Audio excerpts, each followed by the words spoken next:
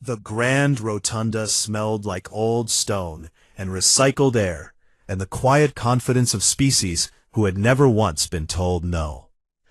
312 delegations sat in their assigned tiers, arranged by seniority of membership, which really meant arranged by how long ago each species had learned to behave. The Valori sat at the top. They had been sitting at the top for 11,000 years, and their spines had curved to fit the chairs, and the chairs had been carved to fit the curve, and no one remembered which came first. Thuric Volsci pressed his claw against the ratification glyph and felt nothing. The document on his screen was 14 pages long. It used the word containment 11 times. It used the word sanitation 8 times. It used the word kill 0 times. The language was so clean you could eat off it. He had built his career on the specific art of making ugly things sound like plumbing repairs. The glyph pulsed green beneath his claw. Somewhere, a ship began charging its weapons. Thurek closed the document, archived it under Routine Enforcement Actions, subsection 9, and ordered lunch. He chose the grain bowl. He always chose the grain bowl on days when the schedule ran long. 3 jump points away, Kale Vasic was hauling seedlings. His cargo bay held 400 crates of agricultural starter kits, soil pods, nutrient packets, gene-tagged wheat and barley, and something the colonists on Meridian 4 had crossbred with a local root vegetable that tasted like absolute garbage but grew in anything. Kale had tried it once. His daughter had laughed at the face he made, and then eaten 3 servings because she was 11, and 11-year-olds will eat anything if you tell them it's gross enough. The comm suite lit up at 14:07 station time. Not a message, a wall of emergency bands, every frequency, overlapping. Kale's fingers moved across the controls with the automatic ease of a man who had been flying freight for 20 years. He isolated the bands, filtered, sorted. Meridian IV, all channels. Emergency broadcast. He called his daughter. No answer. He called the colony's central comm relay. Dead. He called the neighbor, the school, the freight depot where his ex-wife's sister worked the cargo docks. Dead, dead, dead. Kale sat in the pilot's chair for a while. The emergency bands played on his speakers. Voices. Static. Something that might have been an explosion or might have been a building falling. He turned the volume down, but didn't turn it off. He went to the cargo bay. 400 crates of seedlings. He opened one, checked the soil moisture, adjusted the nutrient drip. Opened another, checked, adjusted. He did this for 6 hours. His hands were steady the entire time. A man who has been threading asteroid belts with overloaded cargo for 2 decades does not let his hands shake. His hands were not the part of him that was breaking. 9 minutes. That was how long the Valori battlecruiser held position over Meridian 4's capital. 9 minutes of orbital lance fire. The weapon was designed for hardened military targets, bunkers, shield generators, warships. Using it on a colony was like using a surgical laser to burn ants. The targeting officer later noted in her log that the most difficult part of the operation was calibrating the lance to hit structures as small as residential buildings. She had to manually override the weapon's minimum target protocols 3 times. The colony's capital had a population of 16,042. It had a school with a mural of the local star system painted by students. It had a freight depot that smelled like engine coolant and the local root vegetable. It had a central plaza where, on this particular day, the annual harvest festival was running, which meant there were speakers mounted on poles, playing music, and there were children eating food from stalls, and there were colored lights strung between buildings that had taken volunteers 2 weeks to hang. The lance fired for 9 minutes. The speakers survived longer than the buildings. They were mounted on metal poles, and metal takes longer to melt than wood and glass and people. So for a while, after the buildings were gone, and the stalls were gone, and the colored lights were gone, The music kept playing. The council released its statement 6 hours later. The word regrettable appeared 4 times. The word necessary appeared 7. The word human appeared once, in the phrase human expansion patterns, which made 16,000 dead people sound like a weather system that had been politely redirected. The Valori ambassador, a tall creature with scales the color of old money, had drafted the press release before the fires on Meridian 4 were out. He had been drinking fermented nectar at the time. His aide would later confirm this detail under oath, though that was months away, and on this day, the aide simply refilled the glass and said nothing. 46 species had been sanitized in the Council's history. Every single one had followed the same pattern: grief, outrage, a furious speech at the podium, then negotiation, then submission. The pattern was so reliable, it had its own internal designation: Behavioral Correction Cycle Standard Model. The average time from strike to capitulation was 41 days. The human ambassador to the Concord was a woman named Liat Barbosa. She was 53 years old.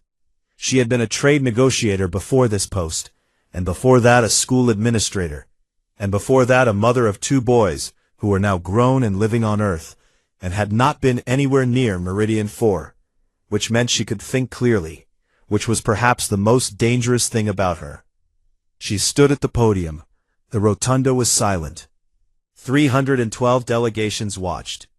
Barbosa removed her translation earpiece, set it on the podium with a small click that the chamber's acoustics carried to every tier. She walked out. No tears, no fist on the lectern, no promise of revenge. 3 delegations filed formal inquiries within the hour, not about the strike, about the silence. 46 species had raged at that podium. Rage was in the model, silence was not. Kale's comm chirped at 0300, not his daughter, a neighbor's emergency beacon, auto-cycling a loop distress message. The voice was calm the way emergency recordings are calm, pre-recorded, measured, designed to keep panic at a distance. Underneath the voice, bleeding through from an open channel somewhere in the wreckage, Kale could hear the Harvest Festival music, still playing. He sat in the cargo bay, among the seedlings, and listened to the music and the calm recorded voice telling him that emergency services had been contacted, that help was on the way, that everyone should remain in their designated shelter areas. There were no shelters. There were no emergency services. There was no help on the way. There was only the music and the voice and 400 crates of seedlings for a planting season that would never come. The transmission came 12 hours later. Open frequency. No encryption. No diplomatic channel. No preamble, no formal structure. No legal citation. Sent in the clear from Earth's Unified Naval Strategic Command on every band the galaxy could hear. 2 words. Received, understood, stand by. 12 council species formally requested a translation review, convinced something had been lost or garbled in the conversion between human language and galactic standard. The translation office ran the message through every linguistic filter they had and returned it unchanged. Nothing had been lost. The Valori ambassador read the message, finished his nectar, and made a joke about human dramatic flair. His aide laughed, because that was the aide's job. Across the chamber, Thurik Volshai read the message on his personal screen, and for a reason he could not name, did not delete it. He saved it to a file he had never used before. He labeled the file Miscalculations. He did not know yet how right the label was. But something in the 2-word message, its smallness, its patience, the way it ended not with a threat, but with an instruction to wait, made the scales on the back of his neck rise. He ordered dinner. He did not choose the grain bowl. He was not hungry. Earth went quiet. Not the quiet of grief. Not the quiet of defeat. The galaxy had heard both of those before and knew their shape. The sputtering comms, The desperate pleas for aid, the slow fade of a species learning to kneel. This was different. This was the quiet of a door closing. Every human ship in Concord space turned around and went home. Every human trade route shut down. Every human comm relay went dark. One day the channels were full of freight chatter and cargo manifests and a species that talked too much and traded too hard and smiled at strangers in docking bays. The next day, nothing. Silence like a held breath. The galactic economy noticed on day 3. Humans ran 31% of independent freight logistics. Not the important cargo. The Valori and the elder species controlled military and diplomatic supply chains. Humans ran the ordinary things. Grain, machine parts, medical supplies for outer ring colonies that nobody important cared about. The kind of cargo that nobody noticed until it stopped moving. By day 5, 14 species filed trade disruption complaints. By day 9, the outer ring colonies were rationing. The Valori ambassador gave a press statement calling the blackout an emotional response typical of younger species, and compared humans to a child holding its breath until it gets what it wants. The quote was broadcast across 300 systems. It got a reliable laugh from the inner ring delegations. The outer ring colonies did not laugh. They were running out of grain. Inside the blackout, the machine was waking up. Admiral Sable Richter stood in the operations center of Jericho Station, a hollowed asteroid parked in the dark between Mars and Jupiter, invisible to anyone who didn't already know it was there. The station had been built 60 years ago by people who understood that peace was a weather pattern, not a permanent condition. It had been maintained, supplied, updated, staffed by a skeleton crew of engineers who ran drills every month for a war that most humans thought would never come. The drills were over. The war was here. Richter read inventory reports. She read them the way a doctor reads blood work, looking for the numbers that mattered, ignoring the ones that didn't. Mothballed dreadnoughts being pulled from storage and refitted in orbital docks. Automated weapons foundries spinning up on Titan, on Ceres, on a dozen moons that the galaxy thought were mining operations. Recruitment numbers from every colony in human space. The recruitment numbers were the part that would have confused the Council. Meridian 4 was one colony. The strike killed 16,000 people. In a rational species, and the Council had only ever dealt with rational species, the response would come from Meridian's sister colonies, from the immediate region, from people with a personal connection to the dead. That was the model. Grief was local. Revenge was local. War was expensive, and sane beings calculated the cost before they committed. Humans from colonies that had never heard of Meridian 4 were volunteering. Miners from the Belt, teachers from Proxima, engineers from Ganymede who had never met a single person on Meridian 4 and had no economic or political reason to care about what happened there. They cared anyway. A junior officer on Richter's staff, a young woman from Luna who had joined the Navy because it paid for her education, looked at the recruitment data and asked the question that every non-human species would have asked. Why are the unaffected colonies sending people? Richter did not look up from her datapad. You've never read a human history book? I have. Read it again, slower. Thuric Volsci was assigned to the Human Compliance Projection Committee on day 4 of the blackout. The committee's job was simple: predict when humans would capitulate. They had a model. The model was excellent. It had been built over 11,000 years and 46 successful sanitization operations, and it had never been wrong. The model accounted for species psychology, economic dependence, military capacity, population resilience, and something the Valori called pain threshold integration, which was a mathematical way of asking, how much does it hurt before they stop? The model predicted human capitulation within 40 days. Thuric reviewed the model. The model was clean. The data was clean. The math was clean. Everything was clean the way his office was clean, and the kill order had been clean, and the word sanitation was clean. He did not trust clean things the way he used to. He requested the full human file from the intelligence archive. It arrived in a data packet thinner than he expected. Humans had been in the galactic community for less than 200 years. They were new.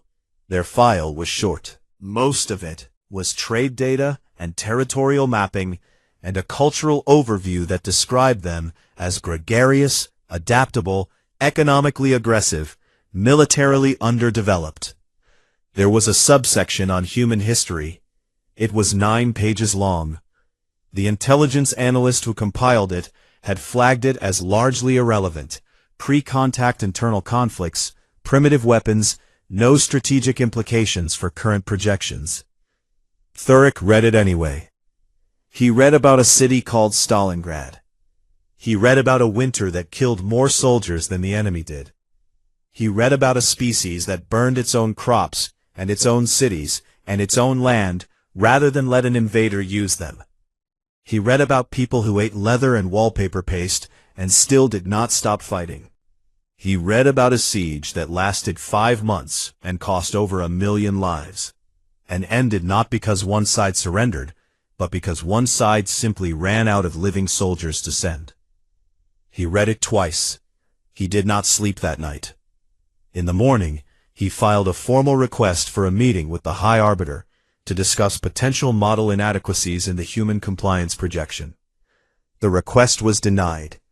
The reason given was, the model's accuracy across 46 prior operations does not warrant review. Thurek stared at the denial for a long time. Then he opened the model again and looked at the 46 prior species.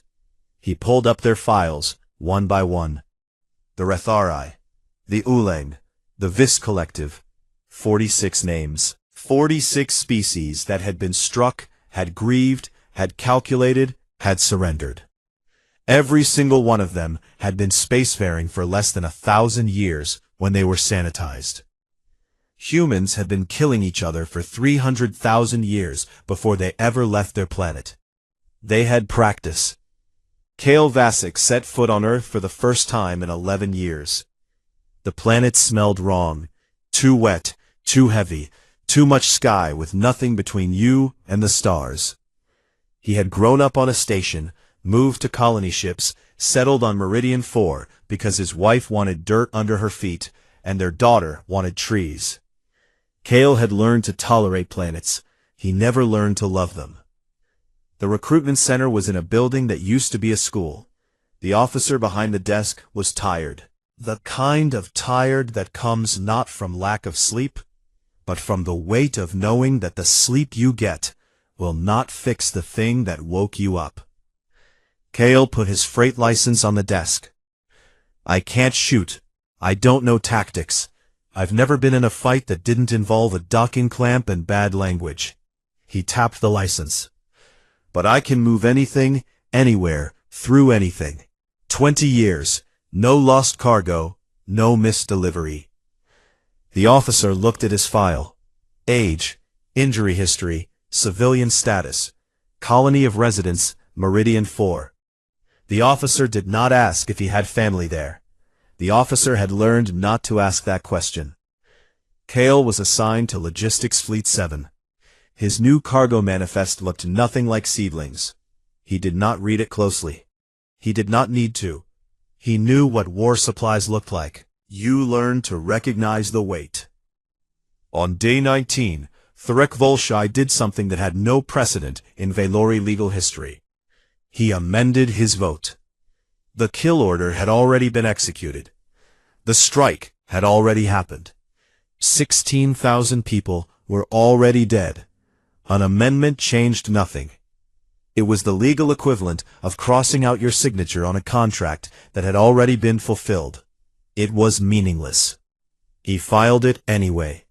The amendment entered the public record. It appeared as a single line in the daily proceedings. Arbiter Volshai, retroactive amendment, Resolution 1142S, vote changed from affirm to abstain, reason cited, procedural concerns. Nobody read the daily proceedings, but the record existed. The line was there. His name was attached to it. He was summoned for psychological evaluation within the hour. Day 19 ended. Earth's calm blackout lifted, not gradually, not with diplomatic overtures or trade negotiations or the careful language of a species ready to discuss terms. The blackout ended with a single data packet, broadcast simultaneously to every council delegation on every frequency in every language format the galaxy used. One file. The file contained 16,042 entries. Each entry was a name. Next to each name was an age. Next to each age was an occupation. Mirella Vasic, age 11, student. Oren Dan, age 44, structural engineer. Davi Costariz, age 7, no occupation listed. 16,042 names. The youngest was 4 months old. The oldest was 91. There were teachers and pilots and cooks and doctors and children who had not yet decided what they wanted to be, and now never would. The file was not a memorial. The file was titled Invoice. The Vylori ambassador read the title and did not finish his nectar. His aide noticed. The aide had never seen the ambassador leave a glass unfinished. Across the chamber, Thurik Volshai opened the file on his personal screen. He scrolled through the names. He did not know any of them. He would never know any of them. But he read each one, because reading them was the smallest thing he could do, and the smallest things were all he had left. He saved the file to his folder, the one labeled Miscalculations. Humanity declared war on a Tuesday. Not on the Vylori, not on the Council, not on any species, any government, any fleet. The formal declaration, transmitted on open channels and filed simultaneously with every diplomatic office in the Concord, declared war on Resolution 1142-S, the legal framework that had authorized the strike on Meridian 4. The document cited the resolution by its full title, its filing number, its date of ratification, and the names of every delegate who voted in favor. The declaration stated that the objective of military operations was the permanent dissolution of the Concord's authority to authorize sanitization actions against any species, for any reason, under any circumstances, effective immediately and in perpetuity. Not territory, not reparations, not revenge. Humans were going to war over a piece of paper. The Council's strategic analysts spent 3 days trying to find the real objective hidden beneath the stated one. Wars were fought for resources, for land, for dominance. Every species they had ever fought wanted something you could weigh or measure or draw on a map. The analysts ran models, cross-referenced human economic data, mapped potential territorial ambitions. They found nothing. The stated objective was the real objective. Humans wanted to break a law. This was the moment the models began to fail. The first operation was not an attack. 30 human stealth corvettes jumped into the Vylori home system at 0600 local time. They appeared on defense screens like a scatter of thrown stones, small, fast, running no weapons hot. The Vylori home fleet scrambled. Kill orders were requested, authorized, transmitted. The corvettes did not fire. They broadcast.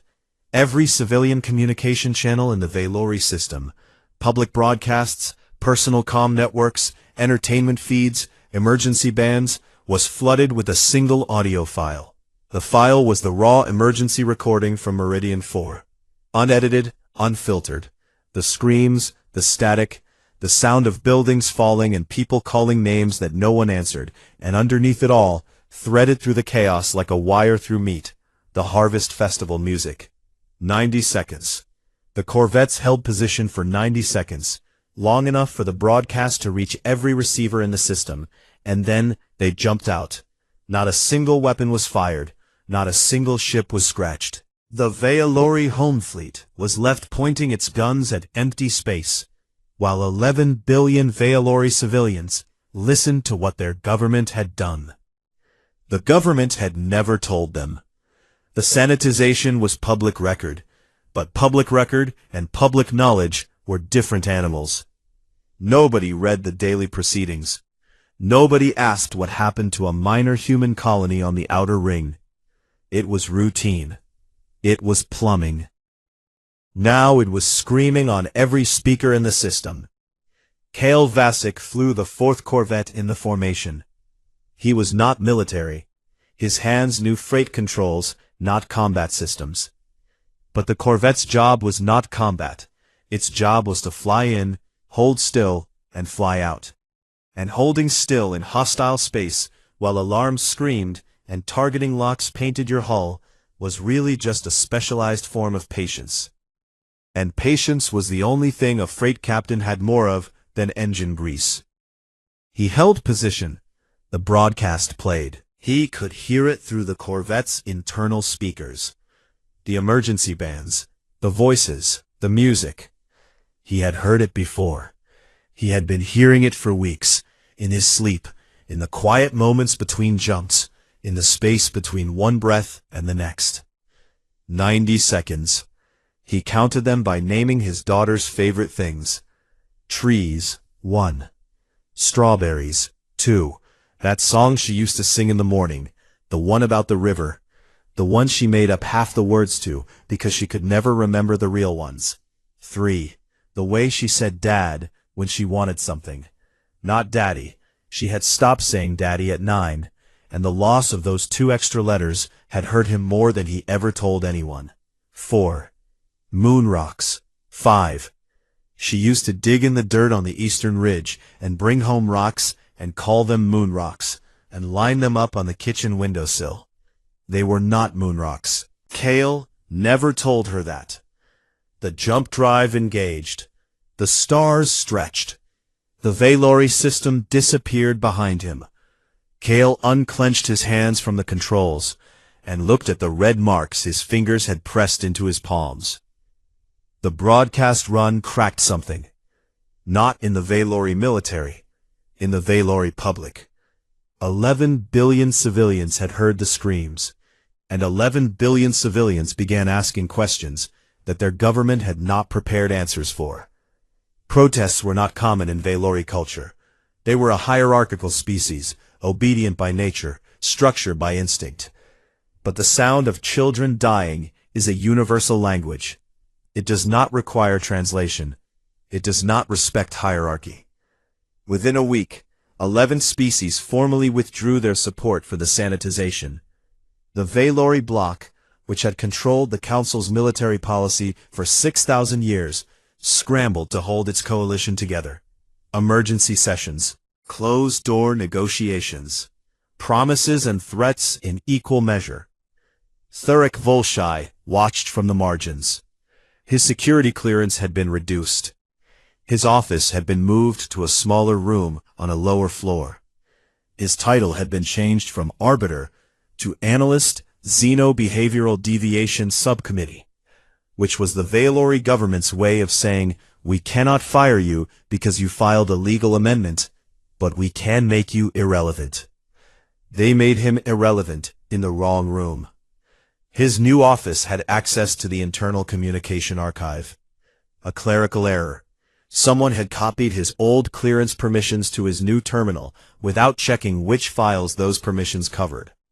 Thurek discovered this on his second day in the new office. He sat very still, for a long time, looking at the blinking access indicator on his screen. He opened the kill order's internal communications. He found the Valori ambassador's post-strike messages.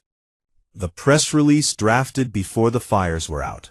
A joke about humans squealing that the ambassador had sent to 3 other delegates with a laughing glyph attached. He found the vote buying. 9 delegations paid. Not in credits, nothing so crude. In trade access, in military contracts, in the quiet rearrangement of tariff structures that made certain species richer for saying yes. Thurek copied everything. He did not send it. Not yet. He saved it to a file, and looked at the file and thought about what it meant and what it would cost him. The file was too large for his miscalculations folder. He created a new one. He labeled it Evidence. The Battle of Solace Gate was the first real engagement. A Valori strike group, 12 warships, heavy cruiser class, veterans of 3 prior sanitization enforcement actions, moved to cut a human supply corridor that ran through a region of space called Solace Gate. The corridor fed ammunition and medical supplies to the forward human fleet. Cutting it would cripple the human war effort within weeks. Admiral Richter was waiting. The battle lasted 11 minutes. Not because it was close, because Richter made it last 11 minutes. She could have ended it in 4. She had the firepower, the positioning, the intelligence on every Valori ship's shield frequency and reactor cycle. She had stolen their schematics from an archive world, using operatives who had spent 3 months pretending to clean floors. She did not destroy the Valori fleet. She disabled it. Every ship, engines dead, weapons dead, communications dead, life support intact. 12 warships, crewed by thousands of Valori soldiers, floating dark and silent in the void, with nothing broken that would kill them, and everything broken that would let them fight. Then Richter broadcast, on an open channel, in Valori Standard, "Collect your wounded. You have 6 hours." The Valori sent rescue ships. The humans did not fire on the rescue ships. The disabled fleet was towed home. Every surviving officer filed the same report, using language so similar it might have been coordinated. The humans had the ability to destroy us completely. They chose not to. This was not mercy. This was a message. The Valori High Command convened an emergency session. The senior war strategist, a female Valori named Sethka, who had commanded the Axiom Fleet's reserve wing for 40 years, presented a revised threat assessment. She displayed a human military concept that had taken her team 2 weeks to fully translate, because the concept did not exist in any other species' strategic doctrine. Proportional response. The room was quiet. Sethka explained. At Solace Gate, the humans had the power to kill everyone. They measured their violence instead. They calculated exactly how much force was needed to send a message, and used that amount and not 1 joule more. This meant every future engagement was a choice. The humans were not fighting at their limit. They were fighting at a level they had selected, and they could change that selection at any time. They are not trying to survive us, Sethka said. They are trying to teach us something, and if we do not learn it, they will stop teaching. The room understood. After the broadcast run, after the jump, after the debrief, Kale sat in the Corvette's cockpit and did not move. The co-pilot, an ensign, 20 years old, from a station near Jupiter whose name Kale had not learned yet, asked if he was okay. Kale was looking at the navigation display. There was a scratch on the screen, a small one, crescent-shaped, probably from a tool or a fingernail during maintenance. It was meaningless. The kind of thing you see 1,000 times and never notice. It was shaped like the moons his daughter used to draw. She drew them on everything, on paper, on walls, on the back of his hand when he fell asleep on the couch. Little crescent moons, always the same shape, always tilted the same way, like the moon was leaning to look at something interesting, just out of frame.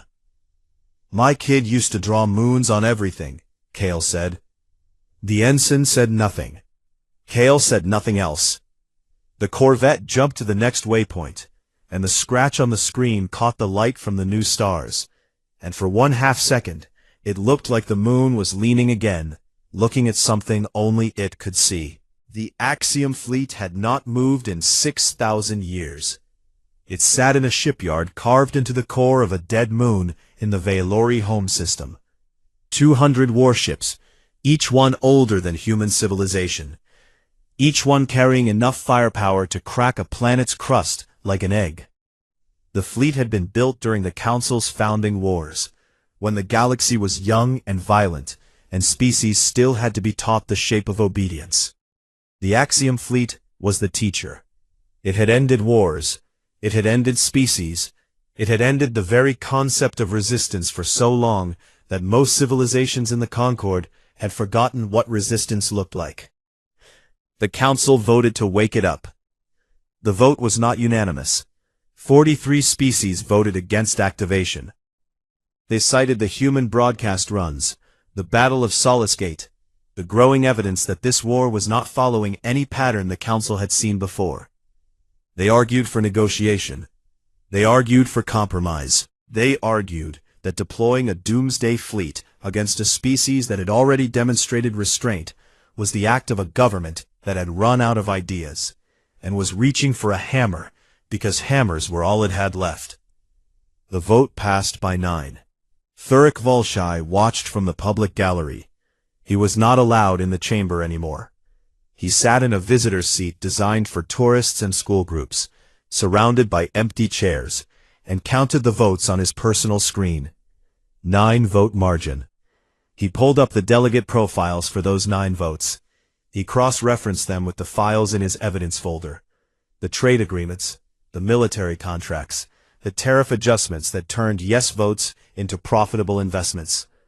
All 9, every single one, bought. The most powerful weapon in galactic history was being unleashed because 9 people had been paid to raise their claws.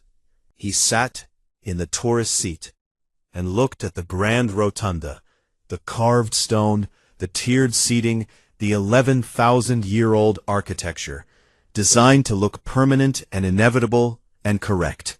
He had loved this room once. He had believed in what it represented, the way some species believe in gods. He did not believe in it anymore. But he still had his evidence folder, and the folder was very, very full. The words spread through human space in hours. The Axiom Fleet, 200 warships, coming for Sol. Admiral Richter received the intelligence report in her quarters on Jericho Station. She read it once, set it down, and poured herself a glass of water. She drank the water. She read the report again. Then she opened the file her operatives had stolen from the Valori archive world.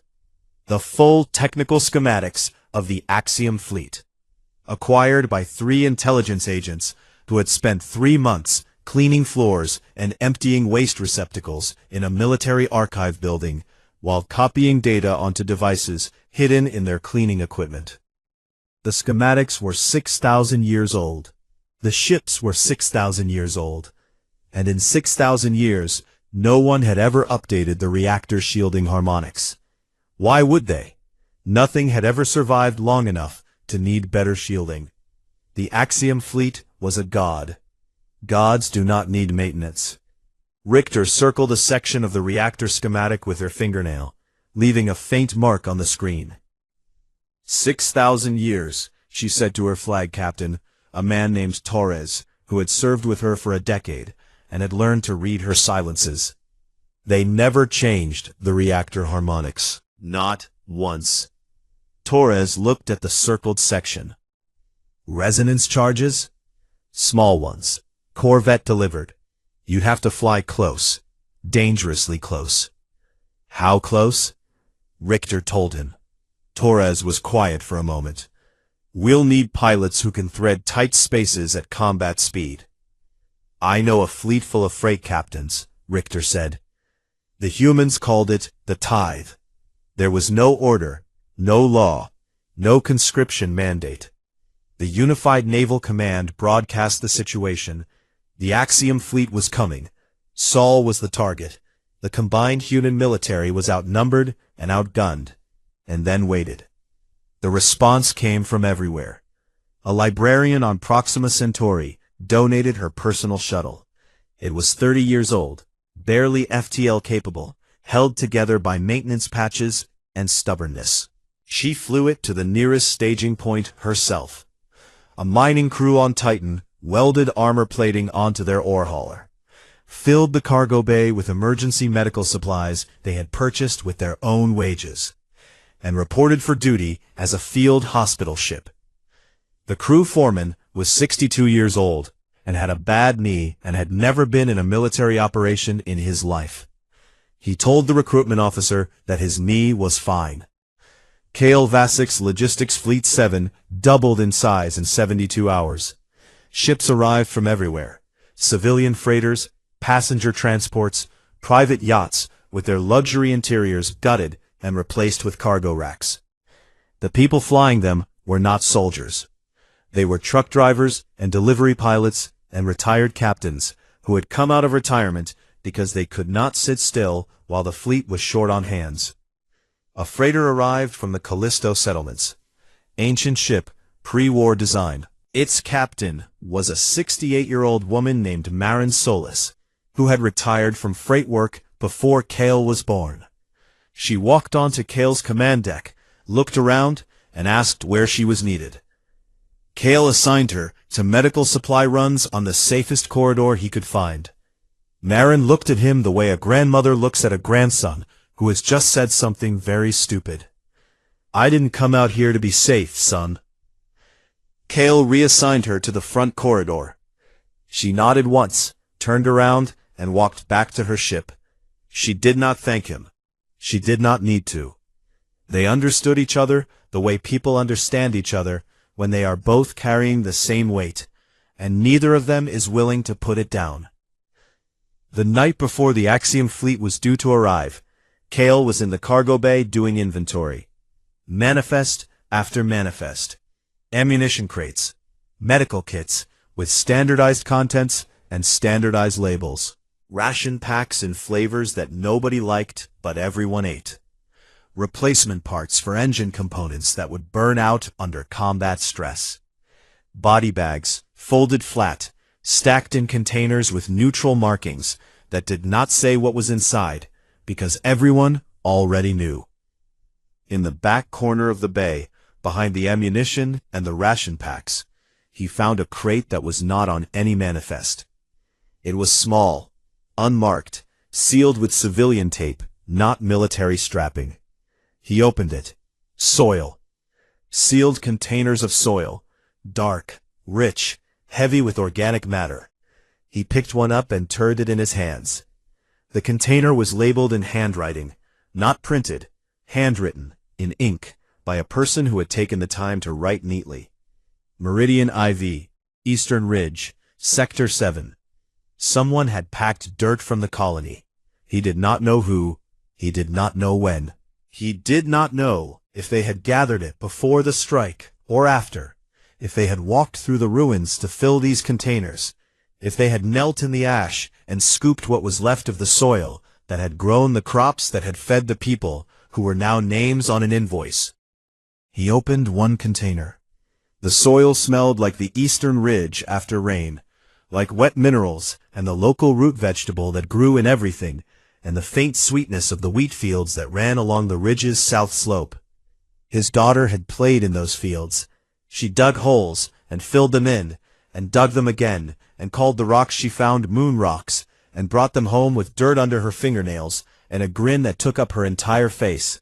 He closed the container. He sealed the crate, and added it to the manifest by hand, writing the entry in the same careful handwriting that was on the labels. Because whoever had packed this cargo had cared enough to write neatly, and Kale would match that care. He wrote, Soil, Meridian 4, Quantity, 12 containers, Status, accounted for, Destination, pending. He finished the rest of the inventory. He checked every crate, every seal, every label. His hands were steady. They were always steady. That was not the part of him that was breaking. The Axiom fleet dropped out of faster-than-light travel at the edge of the Sol system at 0347 hours. 200 warships, each one the size of a small city.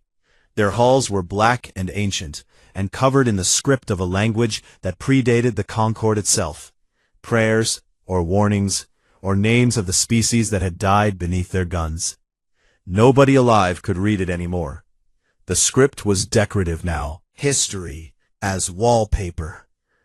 They glowed, not with running lights or engine flares, but with the deep, slow pulse of reactors that had been burning for 6,000 years without stopping. The light was old. It looked old. It moved through space the way old things move, with the weight of everything they had outlasted. The combined human fleet was waiting. It was smaller, much smaller. Warships and converted freighters and civilian vessels with armor welded over their cargo bays. Dreadnoughts pulled from mothballs alongside yachts pulled from retirement. A fleet built from everything a species could scrape together when it decided collectively and without debate that losing was not one of the available options. Admiral Richter stood on the bridge of the UNSF Prometheus. She looked at the Axiom fleet on her tactical display. 200 points of light, 6,000 years of unchallengeable power. She opened a comm channel. Not to the Axiom fleet, to the Council, to the galaxy. Open broadcast, every frequency, every language. You built those ships to fight species that know when to stop. She paused. The pause was not dramatic. It was precise. It lasted exactly long enough for the sentence to land, and not 1 second longer. We don't. The channel closed. Torres looked at her. Orders, Admiral? Richter looked at the 200 ancient lights on her display. She looked at her own fleet, smaller, younger, cobbled together from a species that had been in space for less than 2 centuries. Launch the wolf packs. The wolf packs launched at 0351. Small ships. Corvettes, most of them. Fast and light and carrying a single weapon each. A resonance charge tuned to a frequency that had been obsolete for 5,000 years. A frequency that no living species used in their reactor shielding, because no living species was still running reactors designed 6 millennia ago. The Axiom fleet was. The corvettes flew in packs of 4. They did not fly in formation. They flew the way freight pilots fly through asteroid fields, reading the debris, feeling the gaps, threading spaces that military pilots would calculate, and freight pilots just knew. Admiral Richter had called in Logistics Fleet 7 for this. The Navy had combat corvette pilots, trained and certified, who could fly attack runs by the book. She wanted pilots who had spent their lives moving through spaces that weren't meant to be moved through, carrying loads that weren't meant to be carried, on schedules that weren't meant to be possible. She wanted truck drivers. Kale Vasic flew lead in Wolfpack 9. His corvette was a retrofitted courier ship. The weapons console had been installed 3 days ago and still smelled like sealant. The resonance charge sat in the belly of the ship like a stone in a sling. 1 shot, 1 chance. Fly close enough to an Axiom capital ship to deploy the charge against its reactor housing. Then pull out through whatever hell the deployment created. Close enough meant close enough to see the ancient script on the hull. The first wave hit at 0355. 12 wolf packs, 48 corvettes. They came in fast and low, skimming the Axiom fleet's outer formation, slipping between the massive ships like sparrows between cathedral pillars. The Axiom fleet's point defense systems were 6,000 years old. They were designed to track warships, big, slow, predictable targets that fought the way the galaxy had always fought. They were not designed to track things this small, this fast, this insane. The resonance charges detonated against reactor housings. The effect was not an explosion. It was a vibration, a hum that passed through 6,000-year-old shielding like a whisper through paper, found the reactor's operating frequency, and matched it perfectly. A reactor that has been running for 6,000 years holds a tremendous amount of energy. When that energy begins to resonate at a frequency the shielding was never built to contain, the reactor does not explode. It unravels. The containment field destabilizes in cascading waves, each wave releasing more energy than the last, and the reactor eats itself from the inside, over the course of approximately 90 seconds. Again. The Axiom capital ships began to die. Not fast. Richter had designed it that way. Fast deaths were invisible. She wanted the galaxy to watch. She wanted every council delegate, every Valori citizen, every species that had ever whispered the Axiom Fleet's name like a prayer, to see what happened when gods were built on foundations that nobody bothered to inspect. The first ship went dark at 0357. Its running lights flickered, stuttered, and died. The ancient script on its hull, the prayers or warnings or names of the dead, was swallowed by darkness. A ship that had burned for 6,000 years without stopping, stopped. By 0400, 11 Axiom ships were dark. By 0410, 31. The Council watched in real time. The feed was broadcast across the galaxy, not by humans, but by 3 neutral press agencies that had positioned observation drones at the edge of the Sol system. The galaxy watched, the most powerful weapon it had ever built, come apart like wet paper. Kale flew his run at 0408. Wolfpack 9. 4 corvettes. Their target was an Axiom dreadnought in the fleet's central formation, a ship so large it had its own gravity signature. So old its hull had developed a patina that turned the black metal the color of bruised skin. Hale flew point. The approach corridor was a gap between 2 dying ships, their reactors already unraveling, their hulls venting radiation in sheets that turned the void white and orange. Flying through it was like threading a needle inside a furnace. The corvette's heat warnings screamed. Kale's hands were on the controls. And his hands were steady, because they were always steady, because 20 years of freight work in asteroid belts had taught his hands that shaking was a luxury they could not afford. He deployed the resonance charge at a distance of 40 meters from the dreadnought's reactor housing. 40 meters. Close enough to see the bolts on the hull plates. Close enough to see his own ship reflected in the ancient metal. The charge attached. The hum began. Kale pulled up and out, banking hard through a corridor of burning debris that had been a warship 3 minutes ago. His cockpit filled with light, white, orange, the deep red of a reactor losing its war with physics. He cleared the debris field. Behind him, the dreadnought's lights began to flicker. He looked at his hands. Steady. He looked at the inside of his flight glove, where he had written his daughter's name in marker that morning. Small letters. The ink was already starting to fade from the sweat. Thuric Volshai transmitted his dossier at 0412. He had been sitting in his small office on the lower floor, watching the battle feed on his personal screen, watching the Axiom Fleet, the Council's God, the galaxy's guarantee of order, come apart ship by ship. He had been watching for 20 minutes. In those 20 minutes, something finished breaking inside him.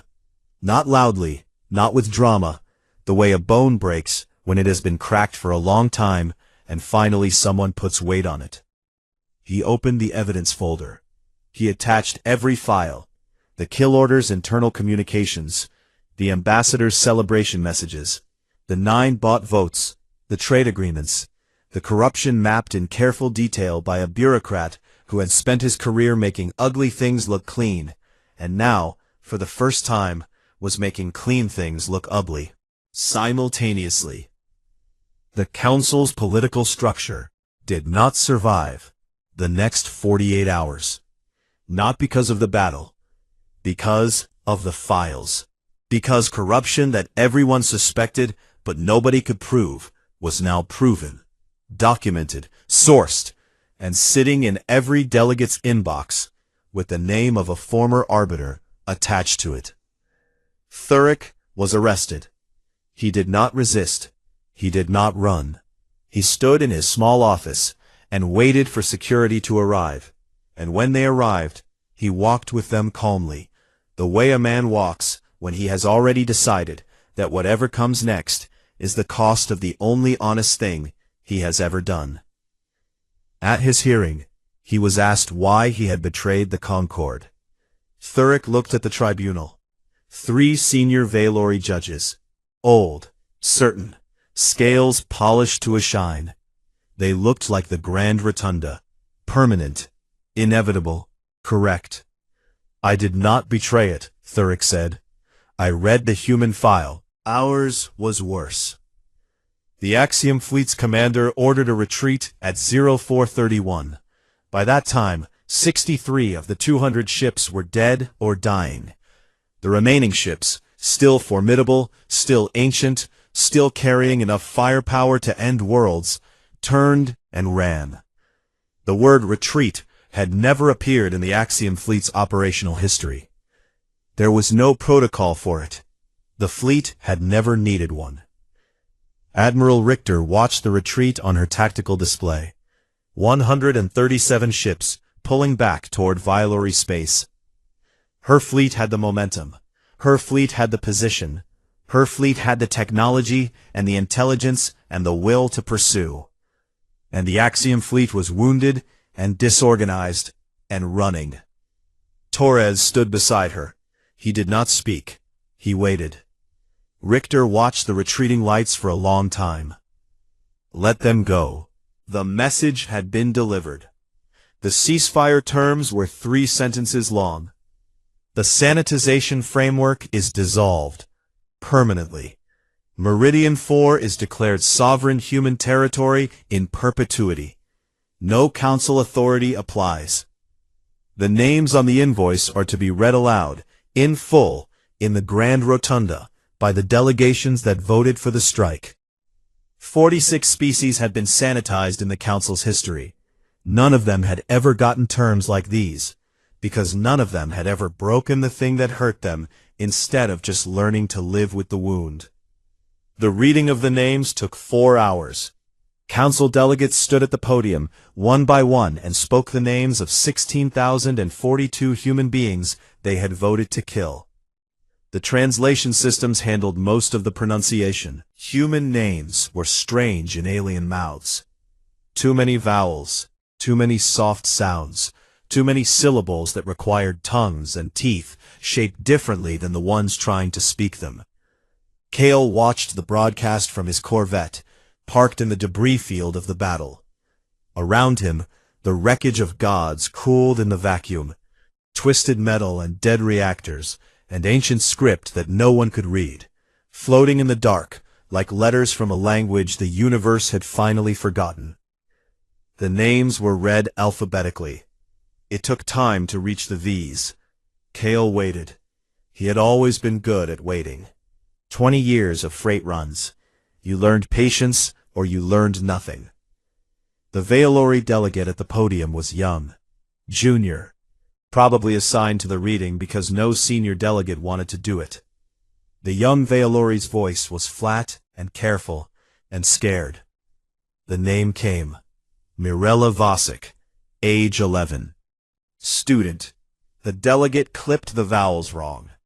Vosic came out with a hard first syllable, the I flattened, the name bent into a shape that did not fit it. Kale mouthed the correct pronunciation. Quiet.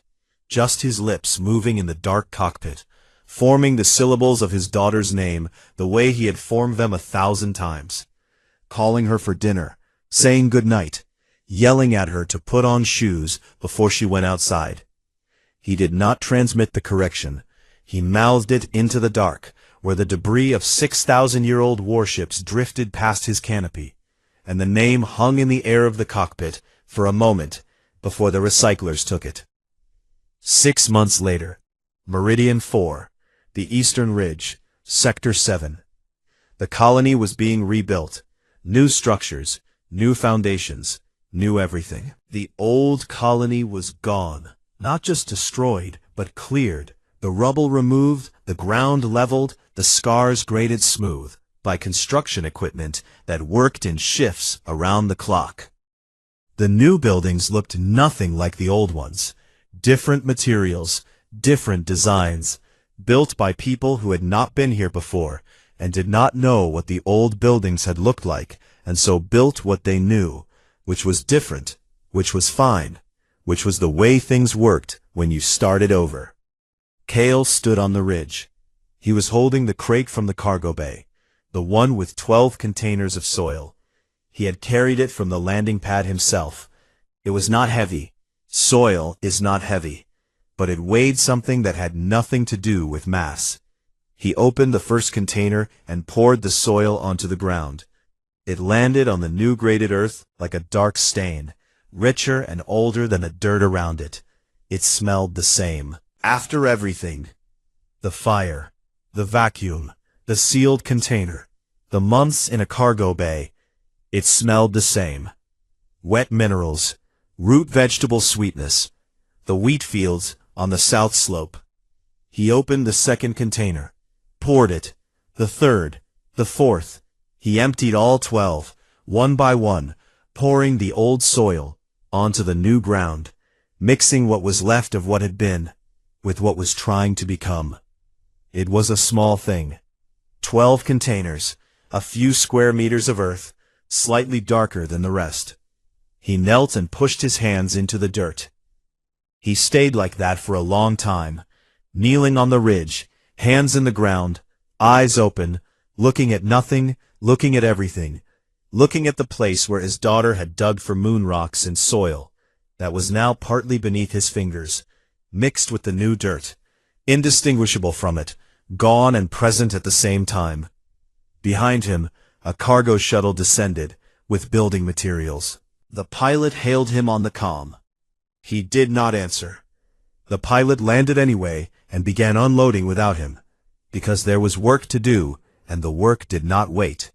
And the pilot understood that some people needed to kneel in the dirt for a while before they could stand up and keep going. The Harvest Festival was not mentioned. Not by Kale, not by anyone on the ridge, not by the construction crews, or the shuttle pilots, or the new colonists who were arriving every week to build a life in a place that had been ashes 6 months ago. But someone, no one could say who, no one had seen it happen, no one took credit, had planted a speaker on a metal post near the landing pad.